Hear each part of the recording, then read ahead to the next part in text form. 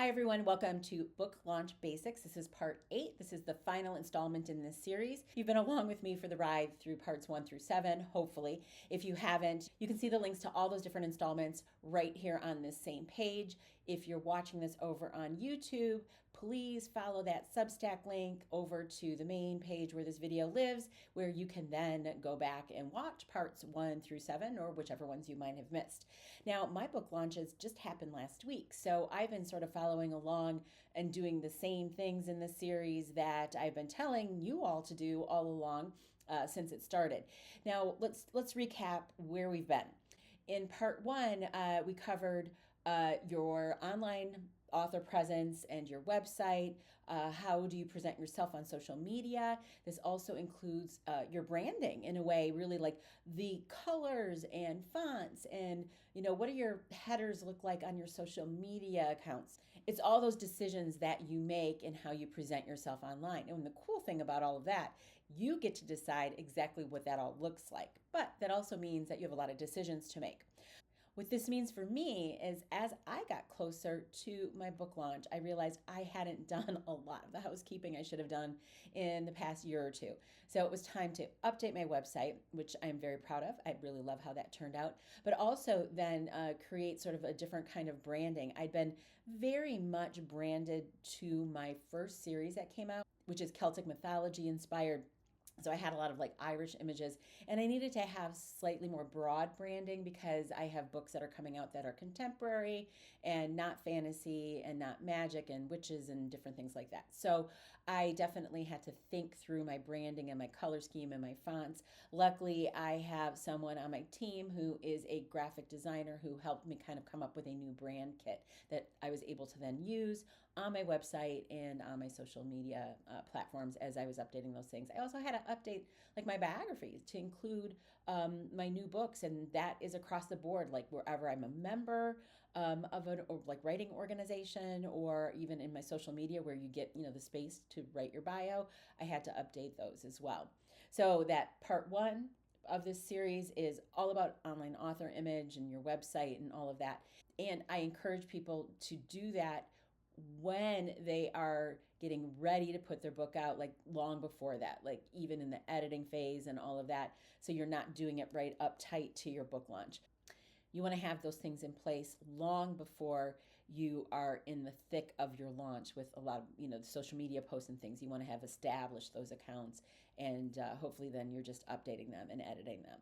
Now, part 2 was all about manuscript readiness and making sure that you've done your due diligence with your manuscript and you've had it edited well, and then you're ready to move on to the next phase, which would be formatting your manuscript, getting your covers. Maybe you've got illustration needs. I did for one of my books need to hire an illustrator because it's a middle grade book. I wanted to have some art sprinkled in some of the chapters, so that was important to me. And all those things take time. Cover designers take time, unless you're capable of doing that yourself. Some people are. Illustrators definitely take time. And formatting can take time, no matter if you're doing it yourself, of course, or you're hiring someone to do it. If you're hiring people for any of these things, you've got to leave enough time to get on their production schedules. I took on myself the interior formatting this time. I'd not done it before. I had gotten the Atticus program, and I am quite pleased with how my interiors turned out. But there certainly was a learning curve there, and I had to allow time even for myself, of course, to learn the program. Now that I've learned how to use it, I don't have to pay for that service, hopefully, again, in the future. Also, the mechanics of the interior of your book. You're going to need to have ISBNs, your International Seller Book Number for each book and each type of book format. And also, you should get the Library of Congress control number. You often see those right on the copyright page. And then also, speaking of copyright, you're going to want to make sure to submit your manuscript into the U.S. copyright system so that there's always that protection as well. So that was really part 2, manuscript readiness. Then part 3 was working on your review plan. And reviews, of course, are essential for any of us, that we need to have those reviews visible on places like Goodreads and BookBub and, of course, Amazon, so that people who do not know us, people who do not know our work, and they happen upon our book, they can see the social proof there that there are good reviews. It's essential to the process. There are different types of reviews that you're going to be seeking. You're going to be seeking regular reader reviews, of course, but you want to, in the early days, seek endorsements from other authors. These are the people that you're asking to write blurbs for your book. And then you may want to go to the big editorial reviewers like Kirkus or Publishers Weekly or Library Journal, or if you're writing in the Children's Market School Library Journal. There's a long list of those types of editorial reviewers. And then there's review services. You've got NetGalley. That's a very popular one that most everybody's familiar with. There's other ones out there like Hidden Gems or Book Sirens, but you need to make sure that you have a plan for all of that reviewing and who's going to get asked to do this, and how are you going to reach out to those people that you're asking for an endorsement or a blurb. All of this takes time and planning. When you get to part 4, we're talking about a media kit or a press kit, and how are you going to reach out to the traditional media. That would be, TV, newspaper, radio, magazine. Sometimes authors don't have a very robust traditional media plan.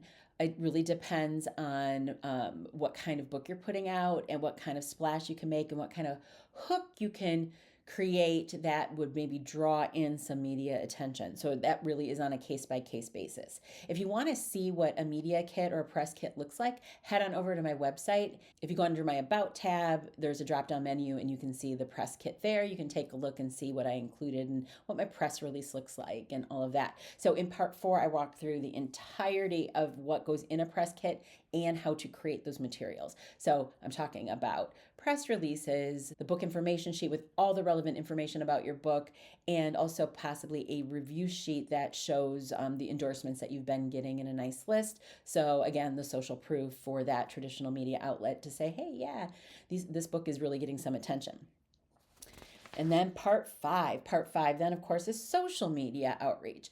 And a lot of people work very hard to build up those social media audiences well in advance of their book launch. I always encourage authors to do that. It's hard to build up that audience at the same time as promoting a book. You're better off having created that audience with some of your content in the months leading, up to that launch versus right at the time of your launch. And then you're going to have a bigger audience anyway. So social media, I always recommend, and I go through this all in this part 5, I always recommend that you focus on at least one social media outlet, preferably the one that you like the most. And I hope that that overlaps with the one that you should be using for where your audience or your readership will be hanging out. It's a little bit of a conundrum. Say, for instance, you write for teens or the young adult audience. You probably should be on TikTok, but perhaps that's someplace you really haven't explored. So it's sort of a balance between what you like to do and where you really should be to reach your optimal reader audience. So for social media posting and how you're going to engage with people to try to build a buzz about your upcoming launch, I usually recommend at least a 4-week campaign where you're posting relatively frequently, fun things, quotes from reviews, or maybe some behind the scenes information or some excerpts even from your story to try to get people interested and excited about your launch.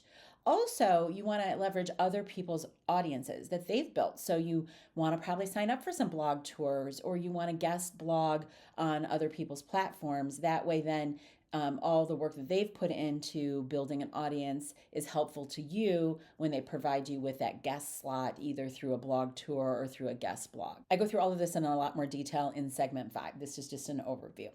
And then part 6. Part 6 was a fun part. That was all about whether you should have a launch party or not, or whether you're going to just do a virtual launch online. In-person launches on launch parties can be great fun, but of course there's expenses and complications, and it's just, can be a lot of effort to plan an actual in-person party. I can say with experience now that I really am very happy that I did the combination Halloween party book launch last week. It was so much fun. We just had a blast. I mean, my instincts were right that, grown-ups just don't have enough fun stuff to do on Halloween. It was just really, really enjoyable to combine that with the Halloween theme. But in that part 6, I talk about, what virtual launches can look like too. Certainly it'd been a while since I had had a launch party. It'd been more than a decade since I actually actually had done a party, and all the other books in between that first one and then the two books I launched last week were virtual type launches where I just did those online. So yeah, that's really up to you. It's really up to you and your budget and the amount of time you have, and whether you can make a actual in-person launch event work. The last part that we did was part 7, and that's all about advertising. Facebook advertising for your books, Amazon advertising for your books, possibly BookBub advertising. I didn't talk a lot about that, although I do have some resources on that were included in that segment as well. Those are the places I have the most success for other people's books and my earlier books. Now, I am about to start Facebook ads and Amazon ads for these two new books. And one of them is middle grade, and that's a little trickier because you're really not communicating right with the reader as much. You're communicating with the parents and librarians and teachers, grandparents, people who buy books for that age reader. So it's a little bit of a different kind of ad campaign. And then the other one is for teens on up, and that's an easier audience to reach. Plus, it's mystery suspense, which is also a very active book buying audience online. I feel like my ads for my mystery suspense, Beyond the Cemetery Gate, are going to be a little bit easier to create and make function well for me. I think a lot of writers put their books out and then kind of like hope for some sort of like fairy dust that gets sprinkled on them for them to be discovered and, for the sales to continue. And they're often disappointed that after that initial bump from their launch, the sales just kind of trail off. This is then when you have to employ other ways to reach readers through like Facebook ads or the Amazon ads or the BookBub ads. And there's all kinds of other marketing things that I will be doing in the coming months that aren't really part of the launch. They're part of the ongoing marketing of the book. And we're going to talk a lot more about that in 2025. So here's your part 8, your recap. And I'm really glad if you've been along with me the whole time. If this is your first introduction to this series, please pop on back and watch the parts that you've missed or the parts that you need now. They're going to stay up on my Substack so that you can refer to them as you maybe are going through your own book launch in the coming months. Thanks for joining me.